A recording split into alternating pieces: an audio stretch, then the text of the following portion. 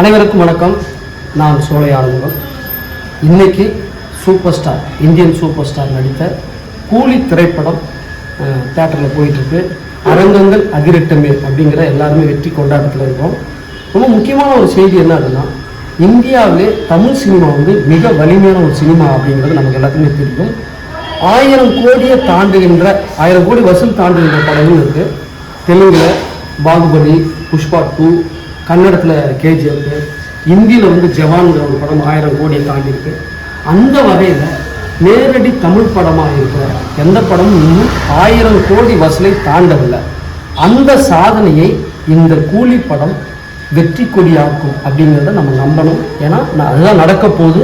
Indian super ஸ்டாராக இருக்கிற ரஜினிகாந்தோட படம் கூலி திரைப்படம் 1000 கோடி வசூலை தாண்டி மிகப்பெரிய ஒரு வெற்றி வரலாறை பதிக்க போகுது அப்படிங்கிறது தான் சந்தேகமே இல்லாத ஒரு உண்மை.